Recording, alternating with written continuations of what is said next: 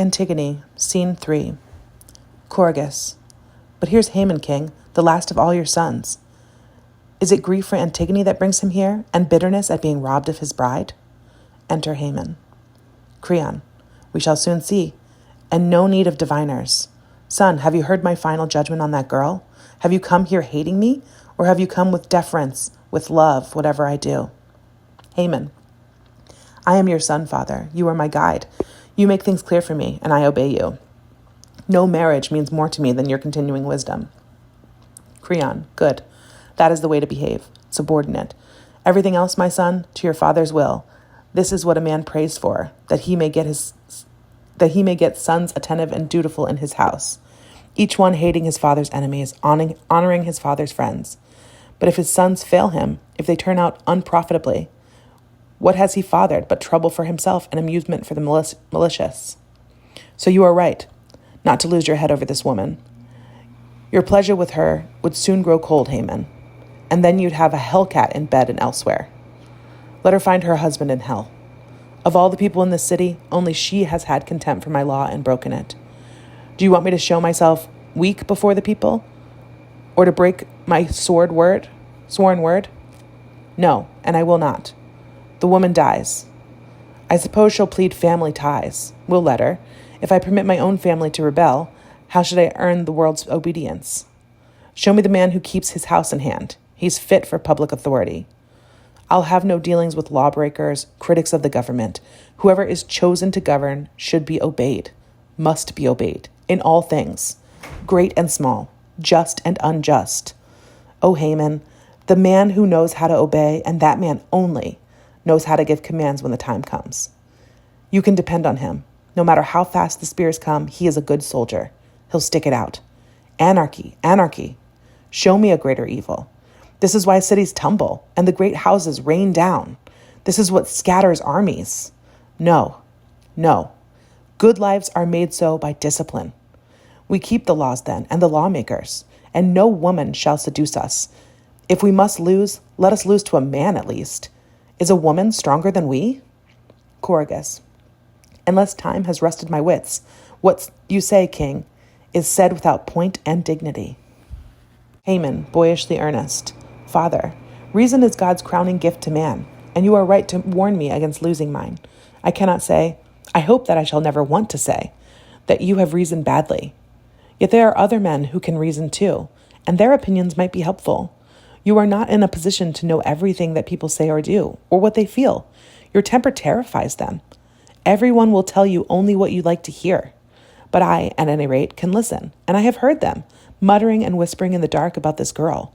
They say no woman has ever so unreasonably died so shameful a death for a generous act. She covered her brother's body. Is this indecent? She kept him from dogs and vultures. Is this a crime? Death? She should have all the honor that we can give her. This is the way they talk out there in the city. You must believe me. Nothing is closer to me than your happiness. What could be closer? Must not any son value his father's fortune as his father does his? I beg you, do not be unchangeable. Do not believe that you alone can be right. The man who thinks that, the man who maintains only that he has the power to reason correctly, the gift to speak, the soul, a man like that, when you know him, turns out empty. It is not reason never to yield to reason. In flood time, you can see how some trees bend, and because they bend, even their twigs are safe, while stubborn trees are torn up, roots and all. And the same thing happens in sailing. Make your sheet fast, never slacken, and over you go.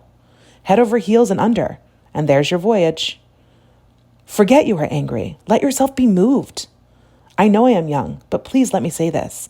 The ideal condition would be, I admit, that men should be right by instinct. But since we are all too likely to go astray, the reasonable thing is to learn from those who can teach. Choragus, you will do well to listen to him, king, if what he says is sensible. And you, Haman, must listen to your father. Both speak well. Creon, you consider it right for a man of my years and experience to go to school to a boy? Haman, it is not right if I am wrong. But if I am young and right, what does my age matter? Creon, you think it right to stand up for an anarchist? Haman, not at all. I pay no respect to criminals. Creon, then she is not a criminal?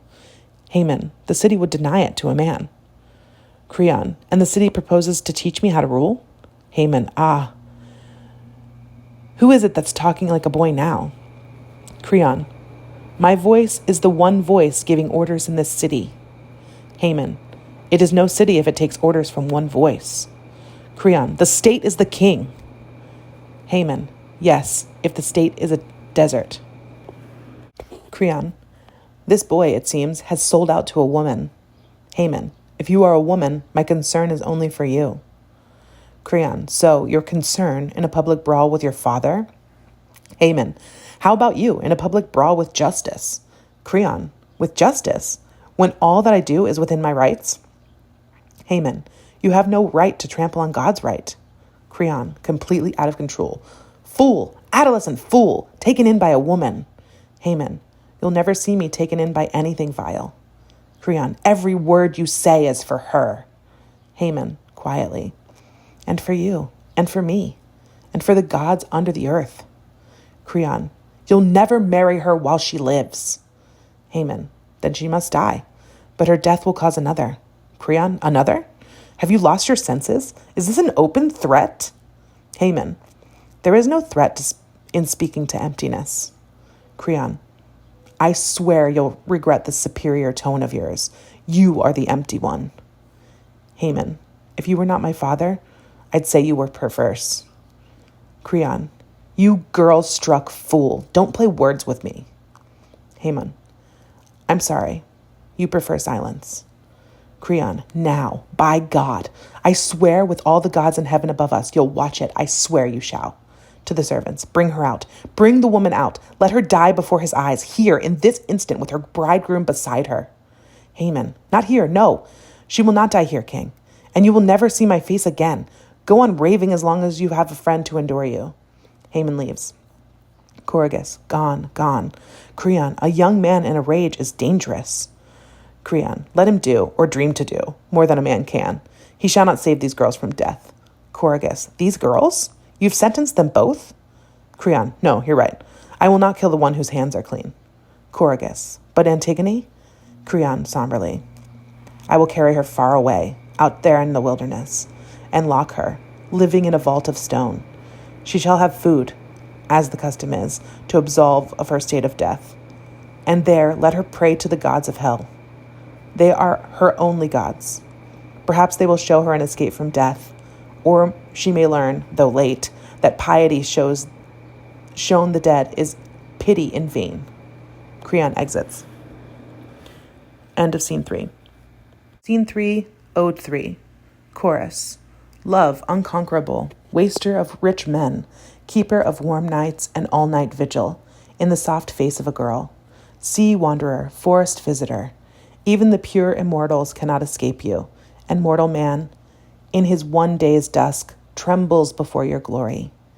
Surely you swerve upon ruin, the just man's consenting heart, as there you've made bright anger strike between father and son, and none has conquered but love. A girl's glance working the will of heaven, pleasure to her alone who mocks us, merciless Aphrodite.